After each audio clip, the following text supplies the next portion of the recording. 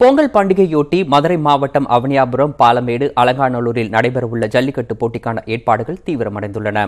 அவனியாபுரத்தில் நாளை நடைபெறவுள்ள ஜல்லிக்கட்டு போட்டிக்காக வாடிவாசல் அமைக்கப்பட்டுள்ளது. பாதுகாப்புக்காக தடுப்புகள் அமைக்கும் பணி நடைபெற்று வருகிறது. ஜல்லிக்கட்டு போட்டியில் பங்கேற்பதற்காக 691 காளைகளுக்கு டோக்கன் வழங்கப்பட்டுள்ளன. போட்டியில் பங்கேற்க 591 வீரர்கள் பதிவு செய்துள்ளனர். இதேபோல் நாளை மறுநாள் பாலமேட்டில் நடைபெறவுள்ள ஜல்லிக்கட்டு போட்டிக்கு 988 காளைகளும் 836 வீரர்களும் விண்ணப்பித்துள்ளனர். காணும் பொங்கல் அன்று அலங்காநல்லூரில் ஜல்லிக்கட்டு போட்டி நடைபெறவுள்ளது. இதற்காக 848 வீரர்கள் பதிவு செய்துள்ளனர். ஜல்லிக்கட்டு போட்டியை காண தமிழகம் முழுவதும் இருந்து பார்வையாளர்கள் வருவார்கள் என்பதால் பாதுகாப்பிற்காக போலீசார் குவிக்கப்பட்டுள்ளனர். நாளை பொங்கல் பண்டிகை கொண்டாடப்பட உள்ள நிலையில் தமிழகம் முழுவதும் பூ மற்றும் பழங்களின் விலை உயர்ந்துள்ளது. ஏற்கனவே பனிப்பொழிவால் வரத்து குறைந்து பூக்களின் விலை தொடர்ந்து உயர்ந்து வந்தது. நாளை பொங்கல் பண்டிகை கொண்டாடப்பட உள்ள நிலையில் சென்னையில் பூ, பழம் ஆகியவற்றின் விலை உச்சத்தை தொட்டுள்ளது. குறிப்பாக சென்னை கோயம்பேட்டில் 1 கிலோ மல்லிகைப்பூ 1200 ரூபாய்க்கு விற்கப்படுகிறது. வாழைத்தார் ஒன்று 250 ரூபாய் முதல் 700 ரூபாய் வரை விற்பனை செய்யப்படுகிறது.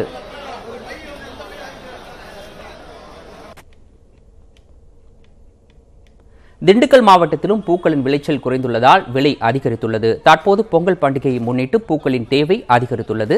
கடந்த சில தினங்களுக்கு முன் 150 ரூபாய்க்கு விற்பனை செய்யப்பட்ட 1 கிலோ மல்லிகைப்பூ இன்று 2200 ரூபாய்க்கும், 100 ரூபாய்க்கு விற்பனை செய்யப்பட்ட முல்லைப்பூ இன்று 2000 ரூபாய்க்கும், கிலோ 10 ரூபாய்க்கு விற்பனை செய்யப்பட்ட சம்பங்கி இன்று 150 ரூபாய்க்கும் விற்பனை செய்யப்படுகிறது. திண்டுக்கல் மாவட்டத்தில் பிரபல பூச்சந்தையான நிலக்கோட்டையில் நேற்று 900 ரூபாய்க்கு விற்ற 1 கிலோ மல்லிகைப்பூ 1200 ரூபாய்க்கும், 500 ரூபாய்க்கு விற்ற 1 கிலோ முல்லைப்பூ இன்று 1600 ரூபாய்க்கும் விற்பனை செய்யப்படுகிறது. இதேபோல் மற்ற பூக்களின் விலையும் கணிசமாக அதிகரித்துள்ளது.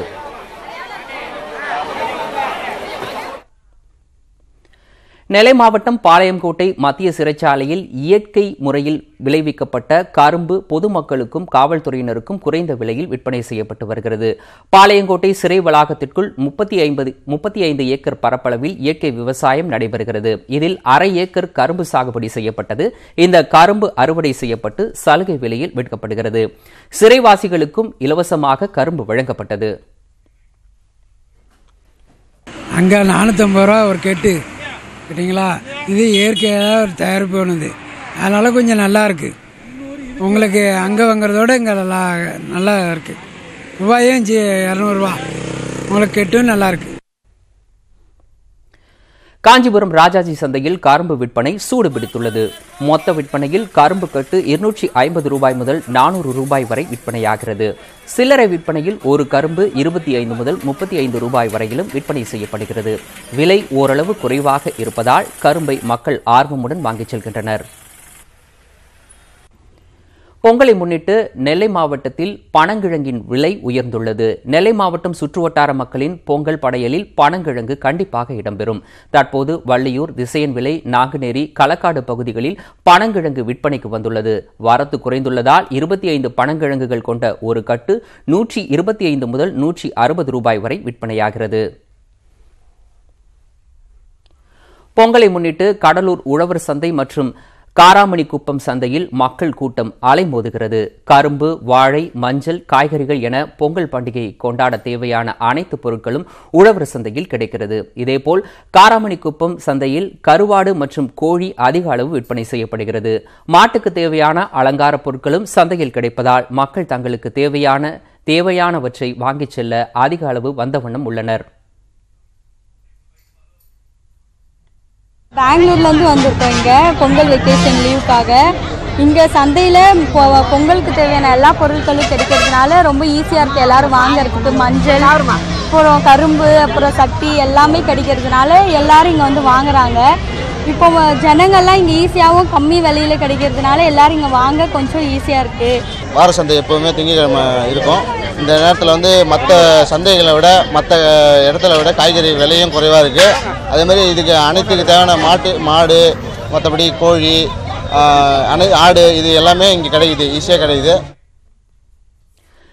பொங்கல் பண்டிகை காரணமாகவும் வரத்து குறைந்ததாலும் சேலம் மாவட்டம் ஆத்தூர் சந்தையில் தேங்காய் விலை 2 மடங்கு உயர்ந்துள்ளது. போதிய மழையின்மை காரணமாக கடந்த சில ஆண்டுகளாக தேங்காய் விளைச்சல் குறைந்துள்ளது. கடந்த ஆண்டு வந்த கஜா புயல் டெல்டா மாவட்டங்களில் தென்னை மரங்களை சாய்த்து சென்றது. இதன் காரணமாக வரத்து குறைந்து தேங்காய் விலை உயர்ந்துள்ளது.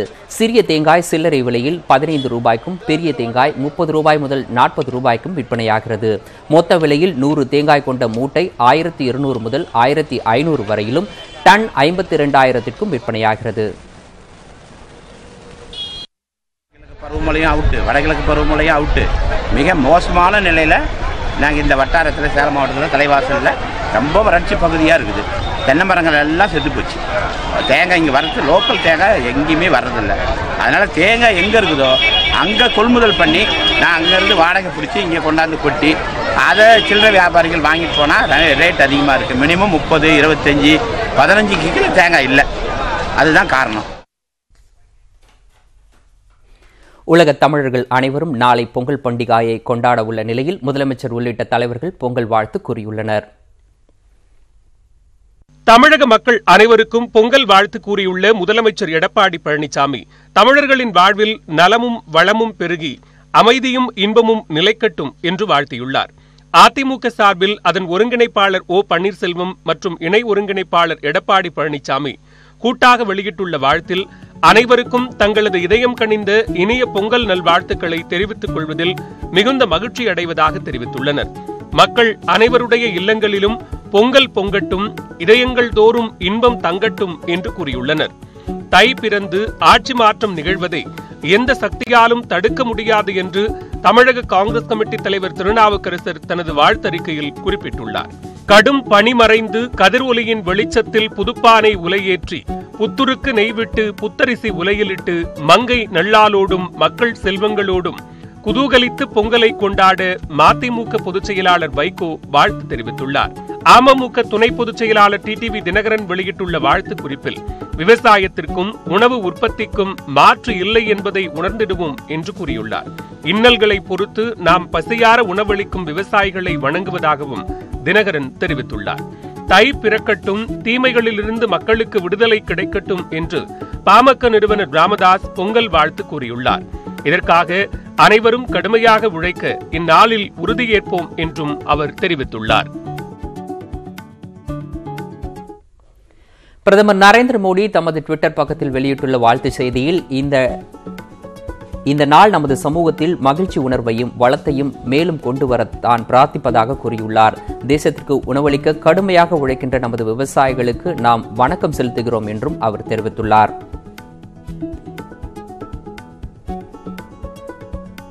பொங்கல் திருவிழாவுடன் தமிழ் புத்தாண்டு திருநாளையும் கொண்டாட மகிழ்ந்திடுங்கள் என திமுக தலைவர் மு.க. ஸ்டாலின் வாழ்த்தியுள்ளார். அவர் வெளியிட்ட வாழ்த்து செய்தியில் எதிர்கால நிலத்தில் நல்லாட்சி விளையட்டும், அதற்கான விவசாயம் இந்நாளில் தொடங்கட்டும் என்றும் குறிப்பிட்டுள்ளார்.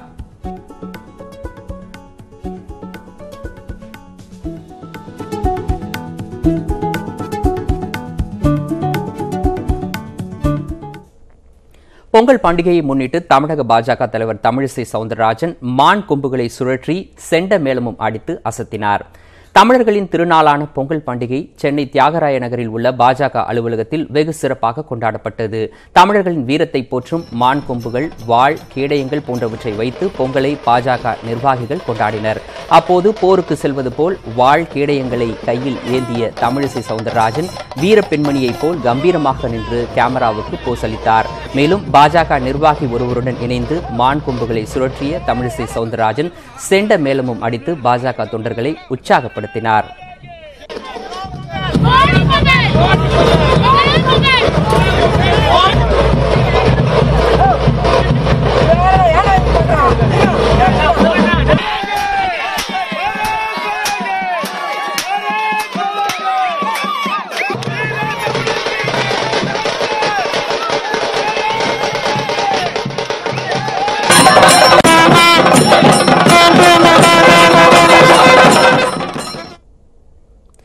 புதுச்சேரியில் திமுக சார்பில் சமத்துவ பொங்கல் கொண்டாடப்பட்டது. புதுச்சேரி மாநில தெற்கு திமுகவினர் மற்றும் உருளையன்பேட்டை தொகுதி திமுகவினர் இணைந்து உருளையன்பேட்டை சஞ்சய்காந்தி நகரில் பொங்கல் விழாவிற்கு ஏற்பாடு செய்திருந்தனர். இந்த விழாவிற்கு திமுக சட்டமன்ற உறுப்பினர் சிவா தலைமை தாங்கினார். இந்து, கிறிஸ்தவ, முஸ்லிம் மதங்களைச் சேர்ந்த பெண்கள் ஒன்றாக இணைந்து புது பானைகளில் பொங்கலிட்டனர். கூடியிருந்த அனைவரும் ஒருவருக்கொருவர் வாழ்த்துக்களை பரிமாறிக்கொண்டனர்.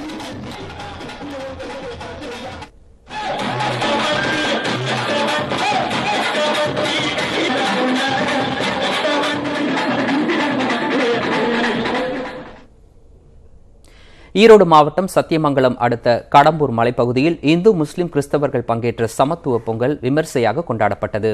அனைத்து மதத்தினரும் வசிக்கும் மலைப்பகுதியான கடம்பூர் மலைப்பகுதியில் விவசாயம் முக்கிய தொழிலாக உள்ளது. இந்த நிலையில் அனைத்து தரப்பு மக்களும் ஒன்று சேர்ந்து பேருந்து நிலையத்தில் சமூக நல்லிணக்க பொங்கல் விழா கொண்டாடப்பட்டது. இதில் கேர்மாலம் மல்லிகார்ஜுன் கோவில் பிரதிநிதி, சத்தியமங்கலம் பெரிய பள்ளிவாசல் ஜமாத் பிரதிநிதி மற்றும் மாக்கம்பாளையம் கிறிஸ்துவ பாதிரியார், காவல்துறை ஆய்வாளர், வனத்துறை, வருவாய்த்துறை, பள்ளி ஆசிரியர்கள் கலந்து கொண்டனர்.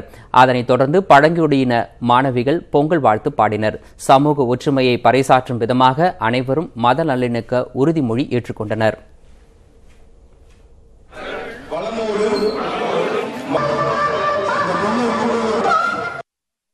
மகிழ்ச்சி பொங்கும் ஒரு திருநாளாக இருக்க வேண்டும் என்று இந்த கடம்பூர் மலையில் இருக்கும் நாங்கள் அனைவரும் இணைந்து இந்த பொங்கலை சமூக நல்லியக்க ஒரு பொங்கலாக கொண்டாட இந்த நாளிலே கூடியிருக்கிறோம்.